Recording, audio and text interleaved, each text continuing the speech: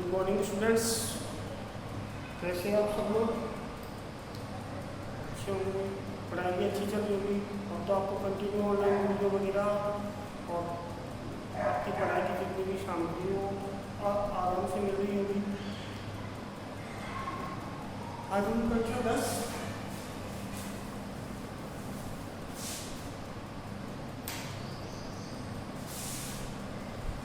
कक्षा 10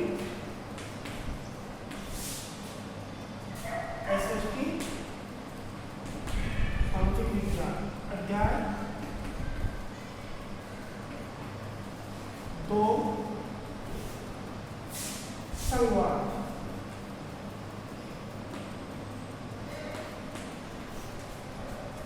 संवाद पिछले वीडियो में हमने पढ़ा संवाद का अर्थ, संवाद का निर्माण कैसे होता है, संवाद के तरीके और संघीय सरकार किसे कहते हैं, वो साथ में एकात्मक और संघात्मक शासन दोनों में अंतर कराया था हमने और दोनों को अच्छे से बताया था।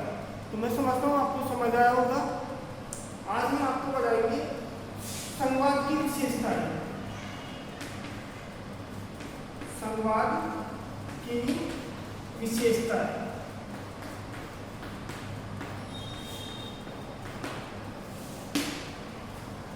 जहाँ भी किसी भी देश में या कोई भी देश अगर संघात्मक व्यवस्था वाला है तो उस देश में इसकी ये विशेषताएं होती है। जैसे कि नंबर 1 लिखित व निर्मित संविधान।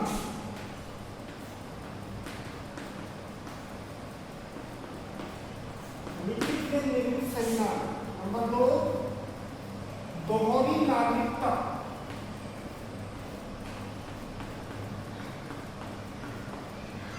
दोहरी नागरिकता।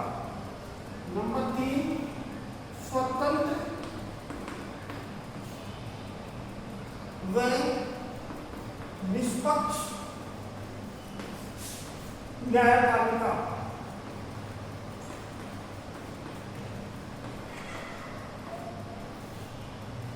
नंबर 4 शक्तियों का स्पष्ट विभाजन।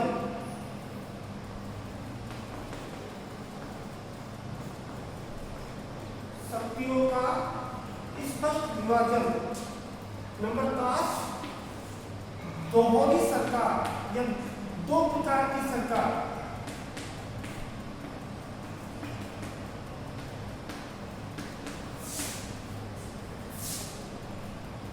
नंबर 6 वित्तीय स्वायत्तता या वित्तीय स्वतंत्रता।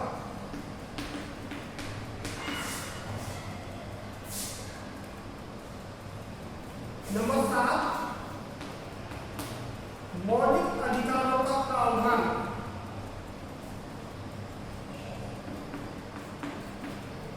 का स्पष्ट प्रावधान।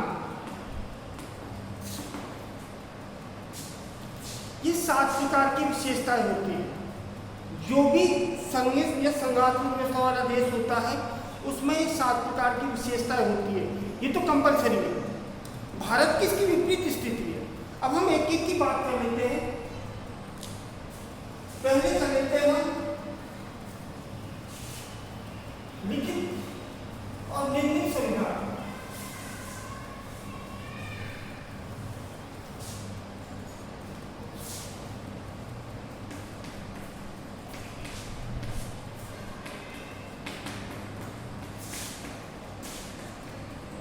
लिखित व निर्मित संविधान ये सबसे जरूरी होता है।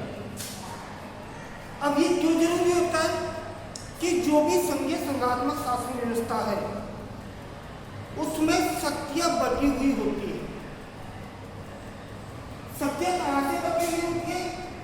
यहाँ से यहाँ यहां से यहां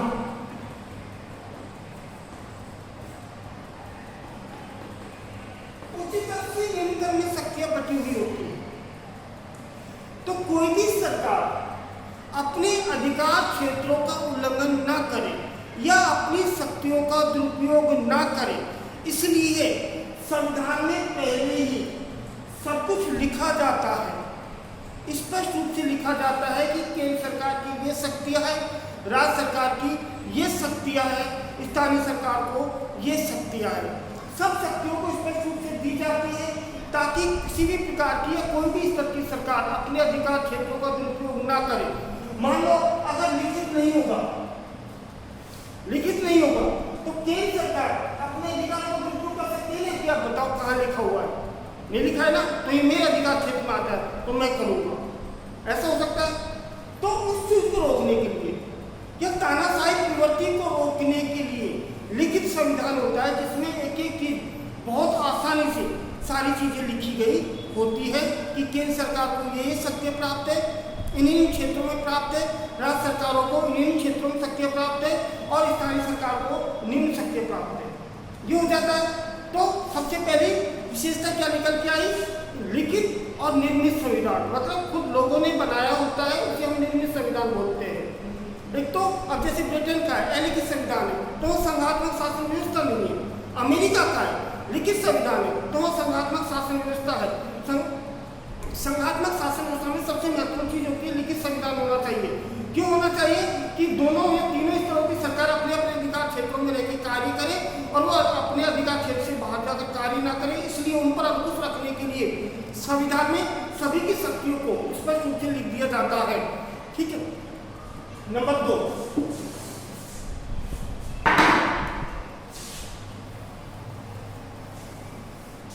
दोहरी नागरिकता।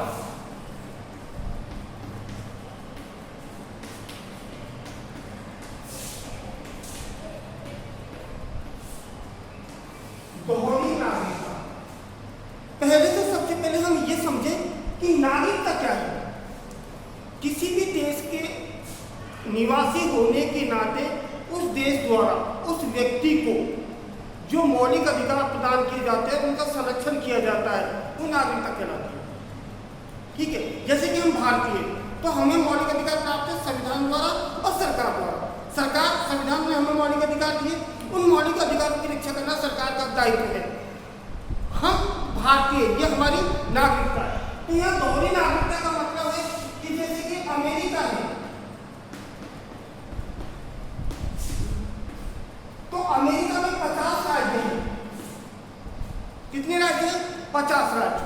इन 50 राज्यों में 2 प्रकार की नागरिकता। पहले हम जैसे भारत को उदाहरण के रूप में समझे, हालांकि भारत में दोहरी नागरिकता नहीं है, भारत में इकहरी नागरिकता है।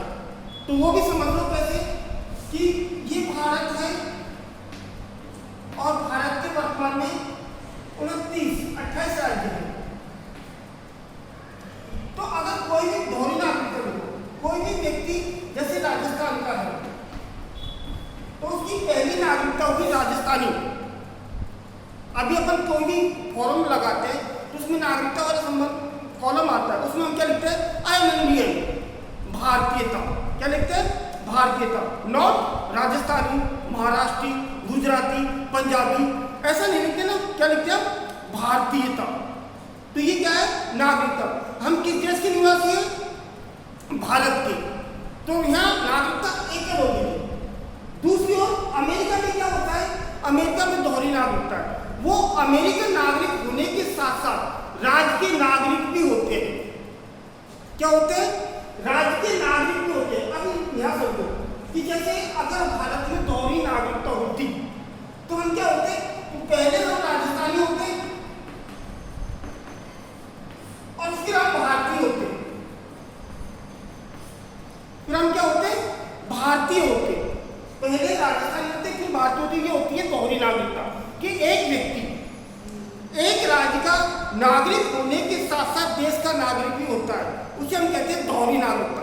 लेकिन भारत में इसका हमने संघात्मक व्यवस्था के विरोध में या उसके विरुद्ध जाकर हमने इकहरी नागरिकता को अपनाया, दोहरी नागरिकता नहीं अपनाई है। जबकि दोहरी नागरिकता संघात्मक शासन व्यवस्था की विशेषता होती है। क्लियर? आया समझ? दोहरी नागरिकता में अब तीसरा जो टॉपिक है, तीसरी जो विशेषता है वो है दोनों स्तर की सरकार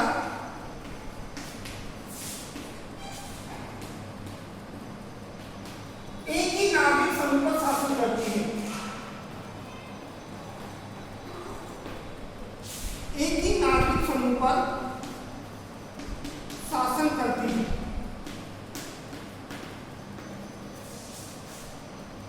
अब वो कैसे? देखो, भारत में दोहरी सरकार है, एक ही नहीं। केंद्र सरकार में नरेंद्र मोदी है, और अगर हम राज्य सरकार की बात करें, हम राजस्थान की बात करें तो अशोक गहलोत है, पंजाब, हरियाणा, उत्तर प्रदेश, सब में अलग अलग सरकार है, अलग अलग सरकार है। तो अगर केंद्र सरकार कोई कानून बनाती है वो हम पर भी लागू होते हैं, राज्य सरकार कोई कानून बनाती है वो हम पर भी लागू होते हैं। तो कानून कौन बनाएगा? दोनों कानून बनाती है, लेकिन किस पर बनाती है? केवल हम पर। एक ही नागरिक समूह, हम लोग जो क्या है, एक ही नागरिक समूह, चाहे हम राजस्थानी हो, पंजाबी हो, हरियाणा हो, उत्तर प्रदेश के हो, पश्चिम बंगाल के हो, बिहार के हो, छत्तीसगढ़ के हो, झारखंड के हो, कहीं के भी हो, हम क्या है, एक ही नागरिक समूह। तो एक ही नागरिक समूह पर दोनों सरकारें हम पर शासन करती है, दोनों सरकारें हम पर शासन करती है। ये भी हमारे लिए कानून बनाती है और ये भी हमारे लिए कानून बनाता है, दोनों कानून बनाती है, दोनों हम पर शासन करती है। तो दो स्तरों की सरकार एक ही नागरिक समूह पर शासन करती है। तीसरी विशेषता हो गई। चौथी विशेषता होती है शक्तियों का स्पष्ट विभाजन।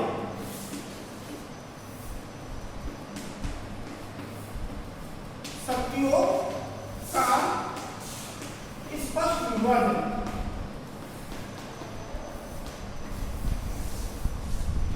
संघात्मक शासन व्यवस्था में जो शक्तियां या शासन करने की शक्तियां होती है उनको संविधान में स्पष्ट रूप से विभाजित कर दिया जाता है। उदाहरण के रूप में देखो कि एक होती है संसूची, एक होती है राज्य सूची और एक होती है संवर्ती सूची, और फिर होती है अवशिष्ट शक्तियां।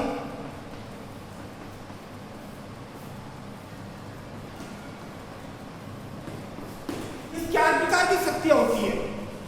इन चारों प्रकार की शक्तियों का स्पष्ट विभाजन होता है संविधान में।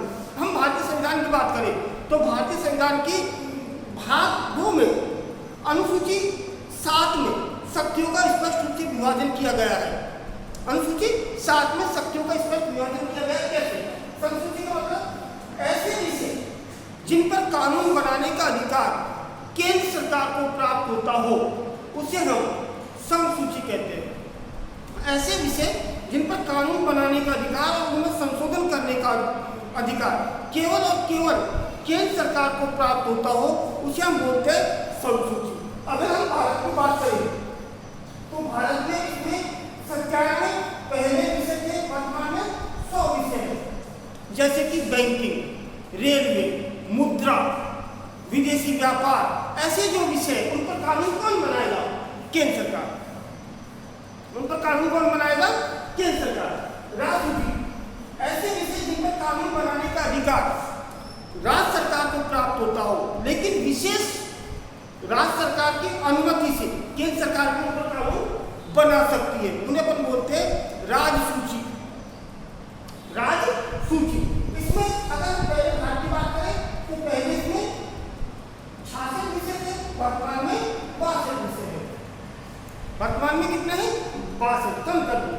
तो राजसूची के विषयों पर कानून बनाने का अधिकार राज्य सरकारों को प्राप्त होता है, किंतु राज्य सरकारों की अनुमति पर या राज्यसभा के विशेष बहुमत पर राजसूची के विषयों पर केंद्र सरकार कानून बना सकती है।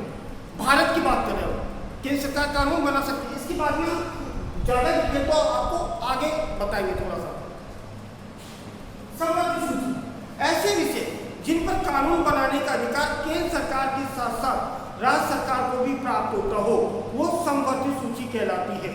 ऐसे विषय जिन पर कानून बनाने का अधिकार राज्य सरकार के साथ साथ केंद्र सरकार के साथ साथ राज्य सरकार को भी प्राप्त होता हो, उसे हम समवर्ती सूची कह सकते हैं। सीधे से अर्थ में कह सकते हैं कि दोनों स्तरों की सरकार इस पर कानून बना सकती है। दोनों स्तरों की सरकार इन विषयों पर कानून बना सकती है।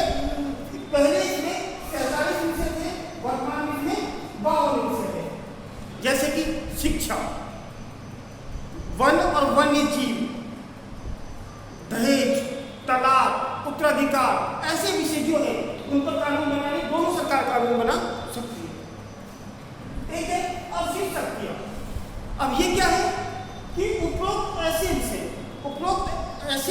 विषय जो उपरोक्त तीनों सूचियों में नहीं है, ऐसे विषय जो उपरोक्त तीनों सूचियों में नहीं है, उन पर कानून बनाने का अधिकार भारत में केंद्र सरकार को प्राप्त है, जबकि अमेरिका में राज्य सरकार को प्राप्त है। जैसे कि भारत में देखिए साइबर कानून, इंटरनेट, इन पर कानून बनाने का अधिकार भारत में केंद्र सरकार को प्राप्त है, राज्य सरकारों को नहीं है। जबकि अमेरिका की बात करें तो अमेरिका में अवशिष्ट शक्तियों पर कानून बनाने का अधिकार राज्य सरकारों को प्राप्त है, केंद्र सरकार को प्राप्त नहीं है। ठीक है, ये तीनों शक्तियों को विभाजन हो गया, क्लियर आ गया होगा आपको समझ में कि संघीय शासन व्यवस्था में शक्तियों का उच्चतर से निम्नतर में स्पष्ट विभाजन किया जाता है संविधान में लिखित रूप से। भारत में अनुसूची 7 के तहत शासन की शक्तियों को 3 भागों में बांटा गया है, संसूची, राजसूची, संवर्ती सूची, और चौथी है अवशिष्ट शक्तियां। इन तीनों में बांटा गया। तीनों के बारे में आपको बता चुका हूँ, और ज्यादा डिटेल हम आपको अगले इसी में कराएंगे, इसी चैप्टर में है भारत के बारे में। तो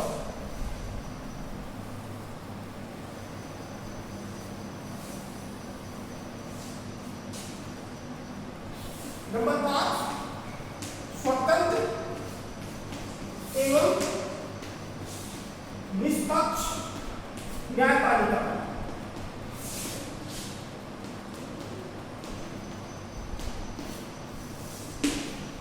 यह संघीय शासन व्यवस्था की 5वीं विशेषता है।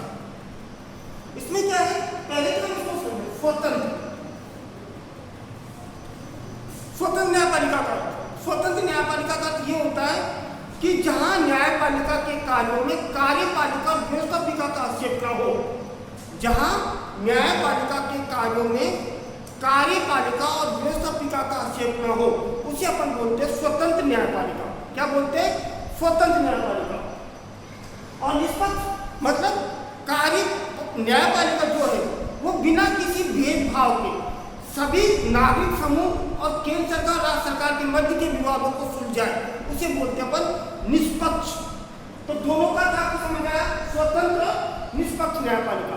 स्वतंत्र न्यायपालिका का ऐसी कार्यपालिका या न्यायपालिका के कार्यों पर कार्यपालिका और व्यवस्थापिका का किसी भी प्रकार का कोई हस्तक्षेप ना हो, उसे अपन बोलते हैं स्वतंत्र न्यायपालिका। दूसरी ओर निष्पक्ष न्यायपालिका अपने नागरिक समूहों और राज्य सरकार तथा केंद्र सरकार के मध्य के विवादों को बिना किसी भेदभाव के साक्ष्य संविधान के अनुरूप सुलझाए, उसे बोलते हैं अपन निष्पक्ष न्यायपालिका। तो संघीय शासन व्यवस्था में स्वतंत्र निष्पक्ष न्यायपालिका का होना बहुत जरूरी है, बहुत कंपलसरी है। क्यों कंपलसरी है? यूं जरूरी है कि यहाँ शक्तियां बटी हुई होती है, इसमें बटी हुई होती है केंद्र सरकार और राज्य सरकार में, केंद्र सरकार और राज्य सरकारों में। साथ में संविधान की व्याख्या करने के लिए भी, संविधान की व्याख्या करने के लिए भी हमें ये चाहिए कि कौन सी शक्ति किस क्षेत्र में आती है और किसके अधिकार क्षेत्र में है। तो इन अगर केंद्र सरकार और राज्य सरकार में किसी भी विषय को लेकर या किसी भी शक्ति को लेकर मतभेद उत्पन्न हो जाते हैं, तो उन मतभेदों को कौन सुलझाएगा? कौन सुलझाएगा? अगर न्यायपालिका नहीं होगी, स्वतंत्र न्यायपालिका, तो कौन सुलझाएगा? कोई नहीं सुलझाएगा। तो दोनों में मतभेद बढ़ते जाएंगे। मतभेद बढ़ने से क्या होगा? जो संघ की इकाइयां है वो अलग होने लगेगी, तो संघ टूट जाएगा। तो संघ को टूटने से बचाए रखने के लिए साथ में दोनों स्तरों की सरकारों में आपसी मतभेद ना हो, उन मतभेदों को सुलझाने के लिए हमें स्वतंत्र और निष्पक्ष न्यायपालिका चाहिए, स्वतंत्र और निष्पक्ष न्यायपालिका चाहिए। संघीय शासन व्यवस्था में अगर स्वतंत्र और निष्पक्ष न्यायपालिका नहीं है, केवल न्यायपालिका है, तो न्यायपालिका किसी का पक्षपात ले सकती है ना, केंद्र सरकार का ले सकती है। तो राज्य सरकार के अधिकारों का उल्लंघन होगा, राज्य सरकार के अधिकारों का उल्लंघन होगा, तो दोनों स्तरों की सरकार में मतभेद उत्पन्न होंगे। मतभेद उत्पन्न होने से जो संघ है वो टूट सकता है। क्लियर? आपको समझ आया कि हमें क्यों चाहिए और हम इन दोनों का अर्थ क्या है, ये आपको समझ आया। अगला है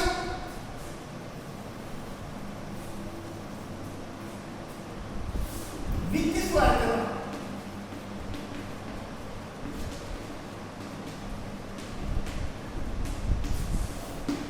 वित्तीय स्वायत्तता का मतलब यह है कि जो धन है या आर्थिक व्यवस्था है वो केंद्र राज्यों में अपने अपने स्तर पर होगी।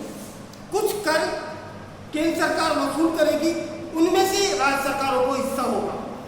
प्रत्येक वित्तीय वर्ष के दौरान, प्रत्येक मतलब 5 वर्ष के दौरान राष्ट्रपति द्वारा एक वित्त आयोग का गठन करता है।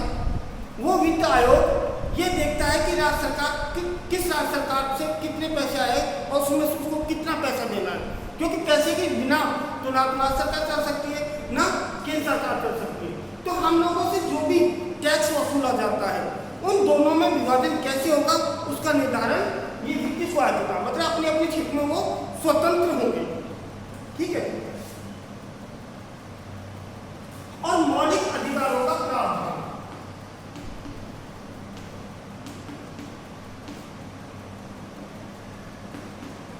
मौलिक अधिकारों का प्रावधान। संघीय शासन व्यवस्था में मौलिक अधिकारों का स्पष्ट रूप से प्रावधान होता है कि किसी भी नागरिक के मौलिक अधिकारों का उल्लंघन ना हो और कोई भी स्तर की सरकार अकेले मौलिक अधिकारों में परिवर्तन नहीं कर सकती है। मौलिक अधिकारों में परिवर्तन करने के लिए दोनों स्तरों की सरकार की सहमति जरूरी है। तो ये इसकी संघीय शासन व्यवस्था की विशेषता है। अब हम कल आपको भारतीय संघीय व्यवस्था की विशेषताएं बताएंगे और उसका कुछ चीज बताएंगे। Thank you.